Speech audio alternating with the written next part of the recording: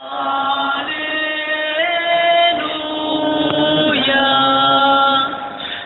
Padre de nuestro Señor Jesucristo ilumine nuestros corazones para que podamos valorar la esperanza a la que hemos sido llamados. Aleluya, aleluya, aleluya. El Señor esté con ustedes. Evangelio de nuestro Señor Jesucristo según San Mateo. Jesús comenzó a anunciar a sus discípulos que debía ir a Jerusalén, sufrir mucho de parte de los ancianos, de los sumos sacerdotes y de los escribas, que debía ser condenado a muerte y resucitar al tercer día.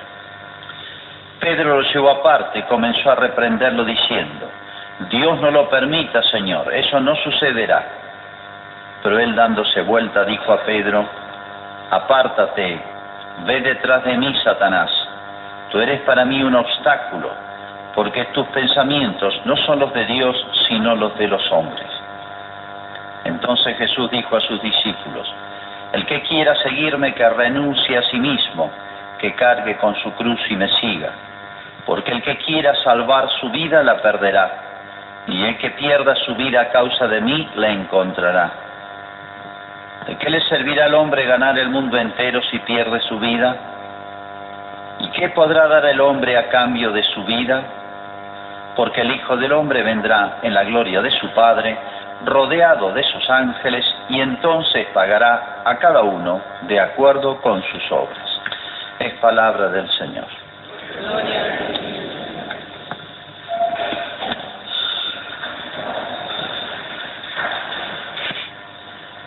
Si uno se preguntara, o yo preguntara, no hay tiempo de interactuar, de dialogar ahora, ¿qué es lo esencial del cristianismo? Si alguien le preguntara que no conoce nada, ¿en qué consiste ser cristiano? Decímelo en 2 palabras.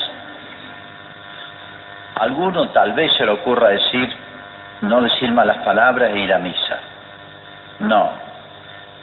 Sí, ir a misa está bien, malas palabras pueden decir, si son muy adecuadas y en el momento justo, y hay quien lo merece. Alguno podrá decir, y cumplir los mandamientos. Sí, está bien, pero no es eso. Otro podrá decir, y ser bautizado, rezar. Está bien, sí, pero no es eso. Otro podrá decir, y creer una serie de cosas, de verdades, que las que rezamos en el credo. Sí, está bien, pero no es eso. ¿Y entonces qué es? Es adherir a la persona de Cristo. Ser cristiano es adherir a una persona. Pero adherir absolutamente a una persona. No decir, como podemos decir en una amistad nosotros, la amistad es como la adhesión de una persona. Soy medio fulano, pero no quiere decir que piense como él, que haga todo lo que él hace. No tengo por qué ser una especie de clon de esa persona, pero sí de Jesucristo. Es totalmente distinto. En el orden humano uno podrá confiar en los padres, pero la confianza que tenemos que tener en Jesús es total, absoluta, y hay que cerrar los ojos porque ahí no hay vuelta, no me puede defraudar jamás. Por eso Cristo va mejorando la formación de sus apóstoles, y el domingo pasado salió: ¿quién dicen que soy yo?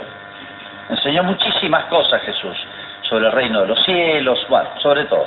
Pero al final pregunta, una pregunta crucial. Eso dividió, por así decir, el examen final, casi fue, o un examen parcial para ver si podíamos seguir adelante. ¿Y quién dice la gente que soy yo? Domingo pasado, unos dicen que tal, otros que fulano, ninguno acertó. San Pedro dijo, tú eres el Cristo, el ungido, significa el consagrado por Dios, el Mesías, el Hijo de Dios vivo, segunda persona en la Trinidad. Justo, exacto, o sea, no podría haber dicho una definición mejor de Cristo. Y Cristo le aclara una cosa: te felicito, Pedro, o sea, mucho más que te felicito, bienaventurado eres. La palabra bienaventurado no es simplemente feliz ni te felicito, es algo mucho más alto, algo que viene de Dios. Bienaventurado eres. Esto no te lo reveló la carne ni la sangre. O sea, si el lenguaje judío significa esto no nació de tu razonamiento, porque seas inteligente, porque seas vivo, porque captaste lo que yo enseñé. Esto te lo reveló mi Padre. Y yo te digo, tú eres Pedro, la piedra, o sea, ahí lo nombra Papa. Fíjense, o sea, esto te lo inspiró Dios. Le acertó justo. Y aquí en adelante podemos seguir hablando. Entonces, es como si Cristo le hubiera dicho a los 12, la esencia del cristianismo es dar a mi persona sin condicionamientos. Me gusta esto, de los 10 mandamientos me quedo con 5. No. De los artículos del credo algunos. De tus enseñanzas me gusta esta y no me gusta aquella. Me es fácil esta y no me gusta practicar tal otra. No estoy de acuerdo con todos. No. Todo o nada. Y hay otra aclaración que hacer. Hay gente que dice, yo creo en Dios, yo creo en Cristo, pero no creo en la iglesia. Tampoco. Yo estaré con vosotros, le dice a Pedro, los apóstoles, a la iglesia, hasta el fin del mundo. Y al que vosotros oye, a mí me oye. Al que vosotros rechaza, a mí me rechaza. No hay que hacer esas dos trampas, decir, tomo la mitad y dejo la mitad, me conviene esto, no me conviene aquello. No, todo o renuncio a Cristo. No se puede separar Dios, Cristo y su iglesia. Su iglesia es su prolongación. San Pablo dice que Cristo es la cabeza, nosotros el cuerpo. No podemos decapitarlo a Cristo, cortarle la cabeza. Es como una madre que dice, yo quiero la cabeza de mi hijo, pero no el cuerpo. Le cortó la cabeza. Es absurdo, impensable. Es tan absurdo pensar así también. Bueno, entonces, ¿qué significa entonces ese momento en la vida de Cristo que le dice, adhiera a mi persona, o sea, ¿confía en mí o no? San Pedro, por la definición que da de Cristo, es como si dijera sí, listo. Entonces, ahí entonces lo nombra Papa, como diciendo, si la tenés clara, vas a poder ocupar este puesto, y vos tenés que ser que la tengas más clara. Bueno, pero fíjense, a continuación es el Evangelio de hoy. Cristo les anuncia, bueno, les voy a explicar lo que viene ahora, primera vez que anuncia, lleva 3 años con ellos, casi, y les anuncia, faltan 6 meses para morir, les anuncia la pasión. Bueno, el capítulo que sigue es este. Hasta ahora, sí, aplausos, milagros, etcétera. Bueno, ya la oposición a Cristo había empezado desde a tiempo, iba creciendo, hasta que les anuncia la pasión, el Hijo del Hombre y la pasión y la muerte. Cristo va a ser juzgado, ¿y por quién? Los ancianos.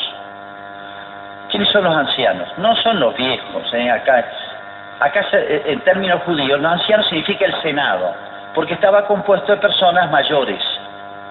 Es lo que como si hoy dijéramos la Cámara de Diputados y Senadores, el Congreso de la Nación, o sea, la autoridad. Los sumos sacerdotes. El Senado, la Cámara de Senado y Diputados de la Nación, estaban presididas por un jefe, se llamaba sumo sacerdote. Ustedes recordarán a Anás y a Caifás. Como iban pasando, a veces habían 2 o 3, uno retirado y otro en funciones. Había 1, 2 y a veces 3 convivían, los sumos sacerdotes, tenían como una jerarquía especial. Los escribas eran los intelectuales, los que conocían la escritura y le explicaban, los maestros, digamos, los profesores universitarios, o sea, la universidad. O sea, ¿quién te va a condenar? Poder ejecutivo, el poder legislativo y la universidad. O sea, todas las autoridades políticas, ejecutivas, legislativas y, diría, intelectuales. O sea, todas las autoridades de Israel. Nada más y nada menos. Entonces, acá, la mayoría, ¿quién tiene razón? Cristo contra todos. Acá no se trata de cuantitativamente, hoy nos movemos mucho por eso. Todos piensan así. Salió esta ley, la votó el Senado y la Cámara de Diputados. No me interesa qué es verdad y qué no es verdad. Entonces Cristo le dice una cosa muy dura. Miren, esto es lo que va a pasar. Y voy a ser condenado en el juicio, y voy a ser ejecutado, pero voy a resucitar. O sea, tranquilos. le costó entender esto. Y fíjense que Pedro dice no. Entonces, ¿entendió a Cristo o no? Sí, pero el mismo sujeto nos pasa a nosotros, que por ahí podemos tenerla clara y después se nos oscurece las cosas. Sí, podemos tenerla clara y ser hasta fieles seguidores de Cristo en muchas cosas. No es que seamos absolutamente malos, una especie de diablos, o absolutamente buenos, ángeles. Somos una mezcla. A veces obramos inspirados por Dios, como San Pedro, esto que dijiste está bien, pero a los 10 minutos o a la hora, no sé cuánto fue después, porque es la conversación que sigue, ahora dijiste un disparate, Pedro. Le dice, apártate, Satanás, le dice Cristo. O sea, recién te lo inspiró Dios y ahora sos Satanás. En realidad, no es que sea Satanás.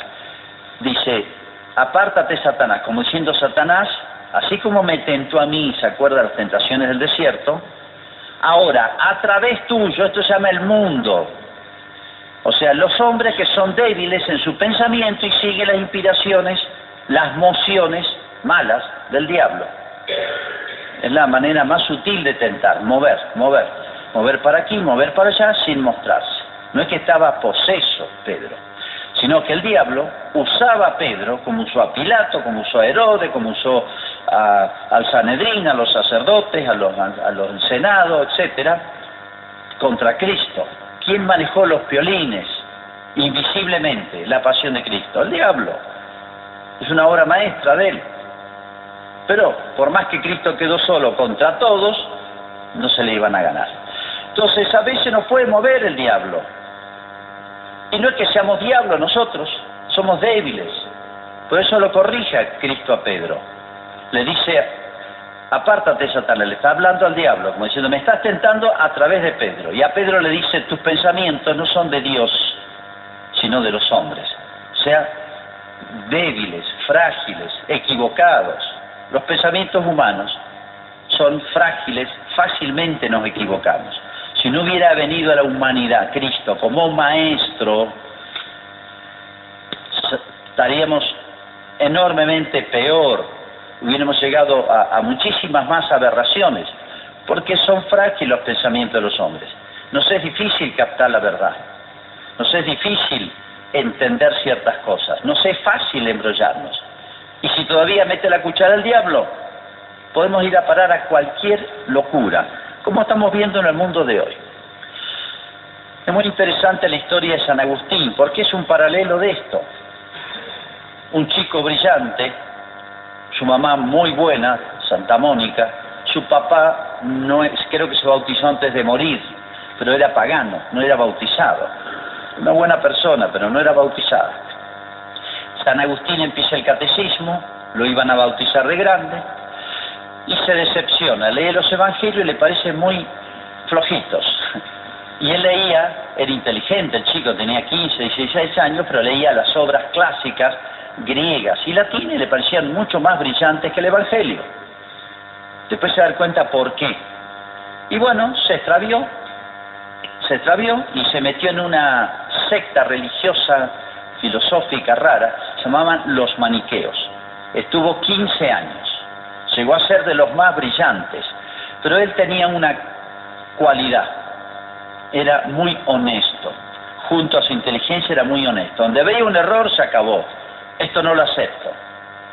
Hay personas que adhieren a corrientes ideológicas, partidos, etcétera, y perdonan todo lo malo, miran para otro lado. No, hay que ser honesto, lo que está bien, lo que está mal, está mal. Esté donde esté, sostenga quien lo sostenga. Él era honesto y se fue dando cuenta, esto no puede ser, esto no me cierra. Y así llegó a los máximos jefes y le dijeron, mira, tus objeciones yo la verdad es que tampoco sé contestártelas. Entonces San Agustín se dio cuenta que era todo una mentira, toda una farsa eso, que era la ideología y la religión más de moda en su época, y sobre todo para la gente inteligente, hoy diríamos para los universitarios, los profesionales. Y sí, se embarcaban, tal cual, era fascinante. Un genio como San Agustín se enganchó. A los 30 años se dio cuenta. Llegó a decepcionarse y dijo, bueno, es imposible conocer la verdad. A los 30 años se dio cuenta. Bueno, y se apartó. y se convirtió, y fue San Agustín, uno de los genios más grandes que ha tenido la historia de la Iglesia. Y él después escribe toda su historia, del extravío y del retorno. Llaman las confesiones. Y dice esta frase hermosa: yo en realidad nunca me aparté del todo de Cristo. Y extrañaba, porque en esa secta religiosa, filosófica, se hablaba mucho de Cristo, pero se deformaba Cristo, como le pasó a San Pedro, deformaba a Cristo, y Cristo lo corrigió. Dice, nunca me aparté del todo de la religión cristiana. Dice, porque no me separé nunca de Cristo, porque su nombre, la adhesión a su persona, dice, la había recibido con la leche de mi madre. Una expresión hermosa. La madre, de chiquito se ve, le enseñó a amar a Jesús. Ni estaba bautizado, se bautiza a los 30 años. No podía soltarme de Jesús, no podía, y extrañaba donde no se hablara de él, donde no se lo mencionara, sentía su ausencia, porque su nombre, lo había recibido con la leche de mi madre. Una expresión muy hermosa, como yo diría, más que él no soltar nunca a Jesús, yo diría que Jesús nunca lo soltó a él. Bueno, y después se recupera y se corrige, y va a escribir tiene 152 obras escritas, para que tengan idea de lo que es este genio. Bueno, y él va a criticar esa filosofía y religión de moda, llamaba el manicaísmo, que es en el fondo de todas las ideologías de hoy. Pero un genio como él le sirvió después para bien su error, porque se retracta, se corrige y evita que otros caigan. Bueno, fíjense entonces, ¿cómo puede darse esto? Dios nos ayuda para que entendamos a Él, y lo esencial es entender a Cristo. Pero no es simplemente entender a Cristo y después con cualquier contenido, no. Porque dice bien San Pablo, no tomen como modelo este mundo. Es lo que le dice Cristo a Pedro, tus pensamientos son de los hombres, o sea, de los errores humanos. Yo vengo a corregir eso. Por el contrario, transfórmense renovando la mentalidad. O sea, ser cristiano no es simplemente adherir a Cristo sentimentalmente. Yo lo quiero a Jesús. Bueno, pero estás pensando mal sobre esto y lo otro. Bueno, pero es que yo sigo siendo cristiano. No. Adherir a Cristo es transformar el pensamiento según las enseñanzas de Cristo. Dice, a fin de que puedan discernir cuál es la voluntad de Dios, lo que es bueno, lo que le agrada, lo perfecto. Entonces, ser cristiano es una doctrina, es una ideología. No, es adherir a Cristo, pero también es en las enseñanzas de Cristo. Ser cristiano es tener una conducta, saber lo que está bien y está mal, sí, pero porque Cristo lo enseñó, porque Cristo me dice qué es lo bueno y lo malo, y porque Cristo me dio ejemplo de eso, de vida perfecta. Pero si no pongo como adhesión primera a Cristo, lo demás se me derrumba solo. Si yo pienso que el cristianismo es una religión más, es una ideología, es una manera de pensar. Como dicen hoy, los que son cristianos piensan así. Hay otros que son ateos, piensan así. Los que están equivocados. No es que sea todo igual. Acá hay uno solo en la humanidad que tiene derecho a enseñar y que tiene razones para enseñar. Es Cristo. Y mi pensamiento es bueno o malo en la medida que se acerca o se aleja al de Cristo. Mi vida es mala en la medida que se acerca o se aleja de Cristo. Hoy todo se refiere al sujeto. Mi verdad, tu verdad, mi conducta, mi opinión, tu opinión. Gravísimo error, difundidísimo entre nuestros cristianos. En estos días, con esta polémica, que no es ningún secreto, sobre educación y salud sexual, pero no es simplemente eso, es la doctrina del género, y no es simplemente eso. Va mucho más allá, viene de muy atrás, es universal, la quieren imponer a todo el mundo, y es la aniquilación del hombre y de la familia, no queda nada. Lo digo en 2 palabras, porque es así. Si se aplican estas doctrinas que vienen del orden mundial, de todos los organismos mundiales, vea el UNICEF, vea las Naciones Unidas, es de orden nacional, sí, porque somos tan tontos, frágiles y débiles, y nuestra dirigencia es así, que acepta todas las imposiciones ideológicas. Y esto está a nivel de ministerio y de salud o de educación nacional y provincial también. Y quien acepta esto es como lo que le dijo San Pedro a Cristo. Y Cristo lo corrigió. El que acepta esto no es cristiano, porque es la aniquilación del orden creado por Dios, de la familia, del varón, de la mujer, del sentido del amor, del sentido de la sexualidad, del sentido de la libertad, de todo. No queda nada. Y en estos días he tenido charlas, discusiones con cristianos diciendo: yo soy cristiano, van a misa, pero sostengo esto. Elegí. O adherís a Cristo o lo negás a Cristo con tus pensamientos y tus obras. Ojo, hay distintos grados de culpabilidad. Los ideólogos que redactaron esto son altamente responsables y culpables. Los que lo difunden son también culpables y responsables. Los que no lo combaten, pudiendo combatirlo, son también responsables. Y aquí entramos los cristianos. Los que quieren mirar para otro lado, desentenderse de esto, también son culpables. Yo no puedo ser indiferente ante el bien y el mal que toca a Cristo, que toca a mi iglesia, que toca a mi patria, que toca a mi familia, que toca a los jóvenes, que toca a los niños, la parte más frágil, más débil de la sociedad. Lo que más hay que cuidar. No podemos disociar. Yo adhiero a Cristo, pero pienso lo que se me da la gana. O lo que es ley, como me decía uno. Yo hago cumplir la ley. Pero la ley puede ser contraria a la ley de Dios. No tomen como modelo este mundo, las leyes de este mundo, las costumbres de este mundo. Pueden venir del maligno, del demonio, sí, que quiere constantemente destruir la acción de Cristo, la salvación. Nos puede pasar eso, y el diablo nos embrolla con una facilidad enorme. Lo que le pasó a Pedro, lo que le pasó a San Pablo incluso, lo que le pasó a San Agustín, nos puede pasar a todos, o nos pasa a todos. Nos pasa a todos. Muchísimo, demasiado. ¿Qué resistencia ha tenido en nuestro país esta legislación que lleva más de 10 años y viene creciendo, y van por más, y van por todo? Y se presenta con carteles, con apariencias engañosas. Esto es salud, esto es educación, esto es respeto a la diversidad. Pongámosle el nombre que le corresponde. Esto es ir frontalmente contra el orden divino. Porque como decía San Pablo, esto no lo digan, no lo sigan, no lo piensen porque lo digo yo. Esto viene de Cristo. Es el hombre que enfrenta a Dios, lisa y llanamente, en la obra de Dios más querida y más sagrada que es el hombre. Y en esto es tan obvio, es tan evidente y es tan demoledor lo que está planificado y se está haciendo en nuestro país, que no podemos dar lugar a la indiferencia. No sé si soy claro.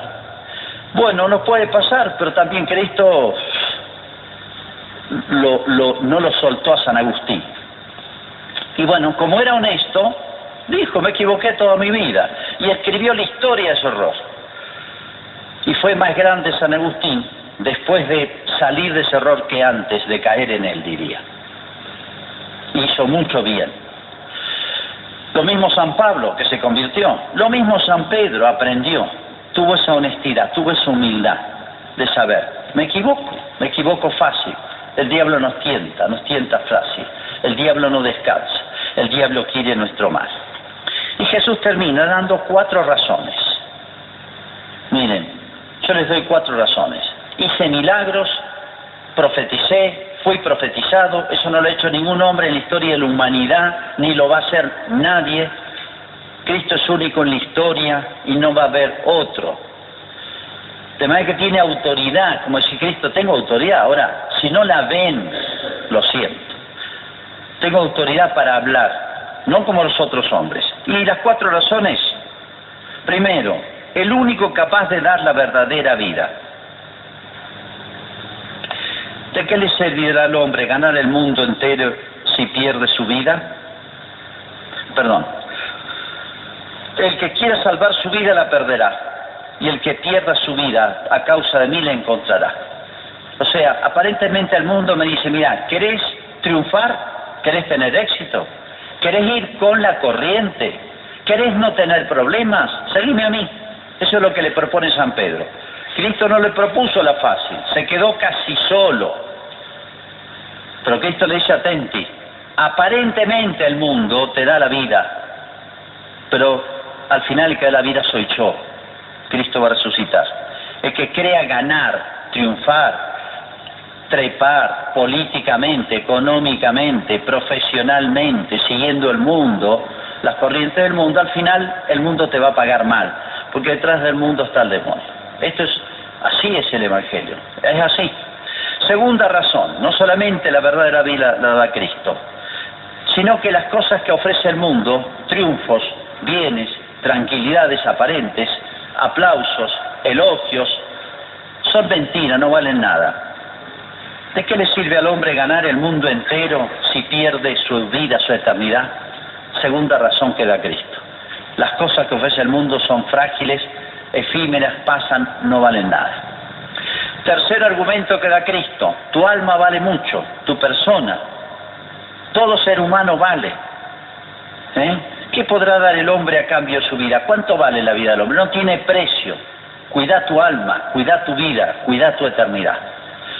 Cuarta razón, miren, si no les valen las tres anteriores, al menos los voy a sacudir con una. El que va a juzgar al mundo soy yo.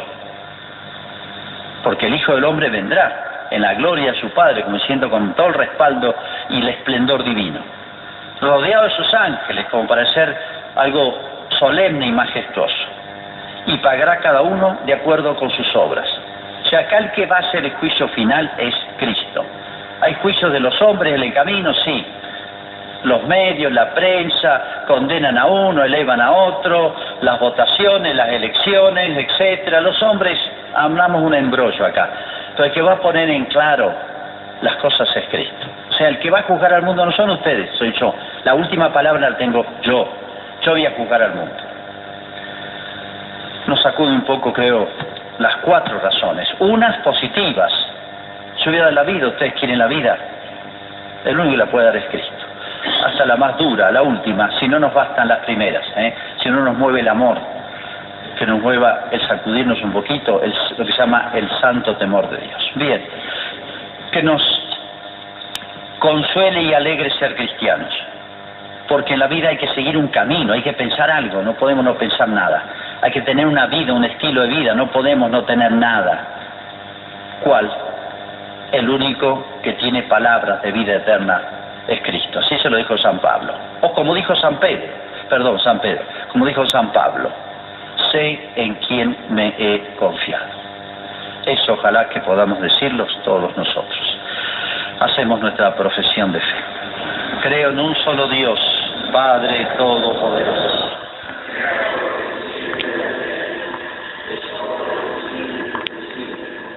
Dios, solo Señor Jesucristo, Hijo único de Dios,